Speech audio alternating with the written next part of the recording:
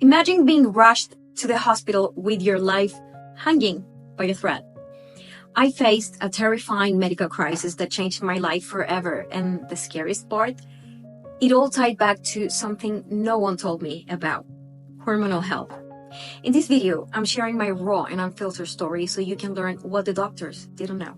On January 1st, 2020, at 8 p.m., I suffered a carotid artery dissection that led to a TIA.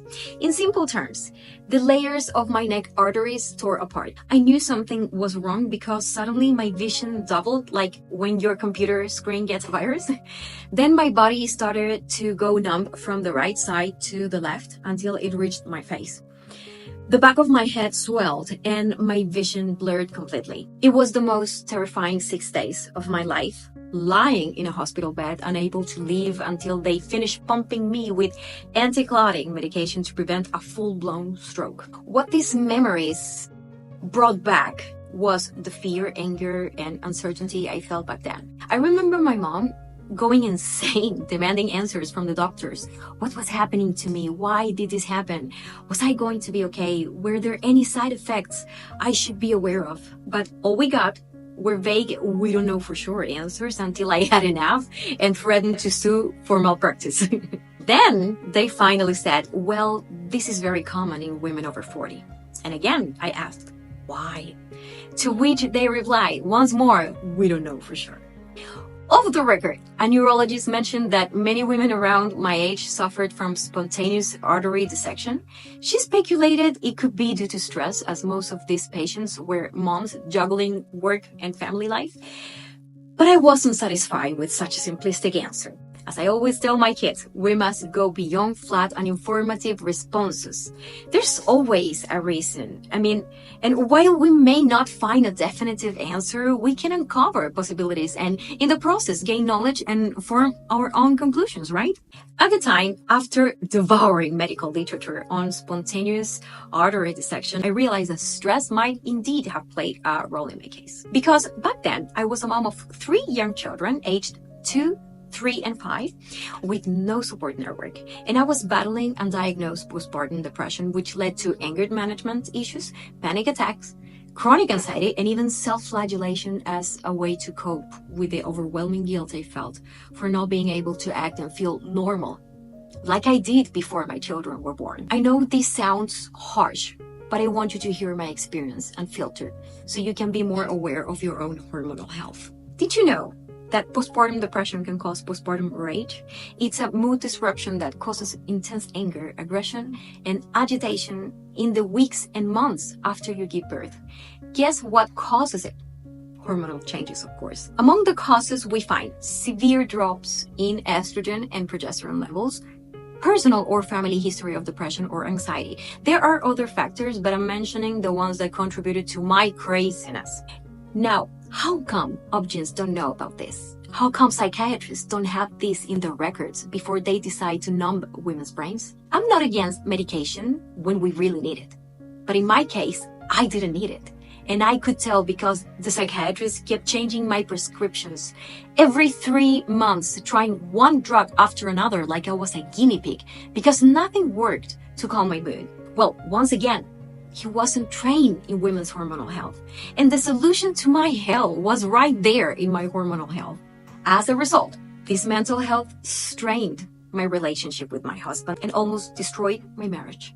I felt alone, misunderstood, judged, rejected, and I was the one to blame for everyone else's misery around me. My husband was not capable of providing the support to me, and I don't even blame him for not understanding. If doctors with all their years of education can't grasp the full impact of hormonal changes on a postpartum woman, can we really expect a non-medical trained partner to do so? Of course not. I really want you to think about this, because the lack of training in women's health causes real problems in real people's lives. Coming back to the TIA I suffered, today, I realized that it could have been prevented if I had been correctly diagnosed the very moment I started having postpartum depression symptoms. I have 3 kids, so I went through this hell 3 times in a row with no medical or psychological support whatsoever. But postpartum depression was not the only factor that could have caused the TIA. By the time I suffered the accident, I was 39. And only a few months earlier, I began experiencing horrible night sweats, waking up drenched with heart palpitations and difficulty breathing. So I consulted a cardiologist, but of course everything was perfectly fine. Every expensive test came back impeccable. What a healthy woman I was, right? Yet despite these results, my body was clearly telling me something was wrong. So I just had to endure until one day they magically disappeared. Today I know that while I was indeed healthy, I also was 39 and clearly experiencing perimenopausal symptoms. Did you know that hormonal decline during perimenopause and menopause can cause rage, anxiety, and panic attacks? That's right. So as you could imagine, I struggled with rage, chronic anxiety, and depression for the last 9 years. First in my 30s, caused by my postpartum depression, and in my 40s as a result of hormonal decline. Only last year, 2023, was I able to address what was happening to me thanks to the work all those medical professionals, scientists, and researchers out there are doing to help us change the narrative and turn the focus to women's health. So if you're over 35 and you feel out of control, experiencing any of these symptoms, skip the psychiatrist, please, and check your hormones with a gynecologist who specializes in perimenopause and menopause. Don't accept dismissive responses like you're too young to be in perimenopause. Run from any professional who try to gaslight you like that. It's absolutely possible to start experiencing hormonal changes as early as 35, and even more so by the time you hit 40. And please take it seriously. The rate of suicide in women aged 45 to 54 years is high. And if you have previous conditions like bipolar disorder or anxiety, this may happen way earlier. Like in my case, I was 39. I did have suicidal thoughts, but all the love I had for my kids was strong enough to keep me here and during this madness. If I had had the guidance of a professional who could have told me that I was going through changes that were hijacking my brain, altering my mental and emotional state, my life would have been so different. For instance, I might have avoided falling into binge drinking. The guilt I felt at the time for being the way I was, constantly hurting those around me with my erratic, aggressive behavior, was crushing. At the time, I thought I was losing my mind, so a cocktail or a glass of wine became my only solace. It seems to make the nightmare I was living fade away, at least for a while. For the last 9 years, I have consulted a long list of mental health professionals in my desperation to find a solution once and for all. So after eternal sessions of deep psychological examinations with the latest technology and all the fancy titles and knowledge they all had, they all determined I had no mental pathologies or illnesses. Instead, they all concurred I was just a little sad and stressed, which was normal for a mom of 3 toddlers, so the solution was to chill and take it easy. They also concurred in prescribing 3 different types of drugs.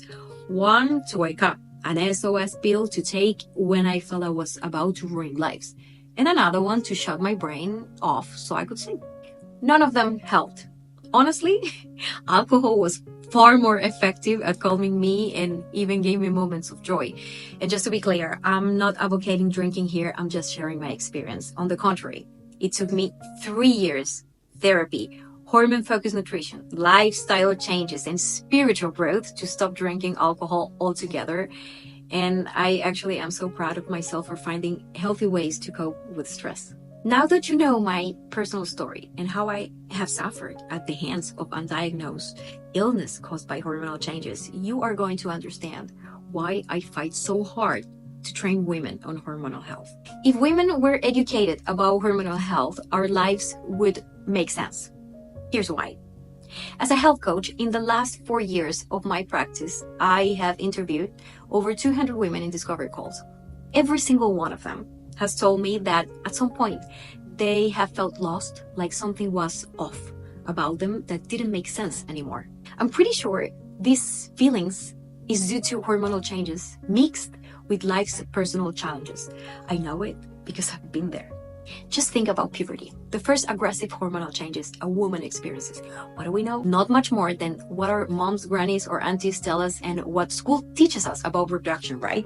All we know is that we start bleeding, we feel like crap, some of us experience horrible cramps, and in the near future, we must go on the pill to avoid pregnancy. That's it. Then we move into our late 30s and we start feeling strange. We no idea what's happening. Some women gain weight for no apparent reason and are told by doctors or nutritionists to exercise more and eat less. Others, like me, experience severe mental health symptoms and are put on mood-regulating drugs to stop the sadness or they acting crazy. And then after 50, menopause arrives, bringing along new symptoms, feelings, and sensations that vary from woman to woman, some of which may not even be documented, leaving us once again clueless about what the heck is going on with us. Now, does any of this sound fair to you? I bet it doesn't. That's exactly why 4 years ago, I decided to change careers, quit my practice as an intellectual property lawyer, and become a health coach. When I chose to become a lawyer, I believed deeply in justice. I still do. This is my way of making justice for all my fellow women. By training them on hormonal health, raising awareness about the importance of our hormones, the uniqueness of our biology, and the need to educate ourselves in a world where the medical system has failed to provide women with the correct treatments, diagnosis, and general medical support tailored to our unique health needs. If the medical system truly considered women's hormonal health, my OB-GYN wouldn't have dismissed my terror at the thought of strolling my baby outside, fearing a car might lose control and crash into the sidewalk, killing my baby. Thoughts that were casually brushed off as normal apprehensions of new moms.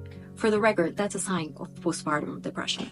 If the medical system truly considered women's hormonal health, maybe they would have ordered a hormonal test when I suffered the TIA. Because research shows that estrogen has profound effects on connective tissue turnover no matter the site. According to studies, menopause has similar effects on the connective tissue of the carotid artery media. Now, what if I had severe estrogen imbalance and needed HRT? The doctor casually mentioned that the tissue of my carotid was unusually thin and then moved on. Just a passing thought. When I was at the hospital, the doctors told me that I was so lucky to be alive because the carotid dissection was pretty ugly. That I was lucky it didn't cause any other side effects than a partial numbness on the left side of my upper lip that gradually, after 6 months, returned to normal. At that moment, I didn't know that episode was going to bring me where I am right now. So I am grateful for that experience life offered me. It helped me find answers to heal physically, mentally, and emotionally, but it also gave me purpose. I don't want any other woman in the world to go through the hell I went through, to suffer if it can be prevented by making the system focus on women's health. My message to you is this. The medical system is slowly changing. More and more research on women's hormonal health is emerging, and more doctors are recognizing the importance of evaluating women's health through the lens of our unique biology. But we cannot wait for the entire system to change. We need to start learning about our hormonal health today. As part of my mission to help women understand hormonal health, I offer free resources. If you haven't already, check out my free webinar on hormone-focused nutrition. At the end, you'll learn about the Elevate program. There's a waiting list to join, but you can always book a free discovery call with me to ask any questions. You will leave with tips to start your hormonal health journey. Just email me and I'll make it happen if you need it. That moment I give you is my way to contribute to other women's well-being. Thank you for taking the time to hear my story today. I hope my experiences resonate with you in some way. And remember, understanding our hormonal health is a journey, and I'm here to walk that path with you. Until next time, take care of yourself and keep seeking the knowledge that empowers you.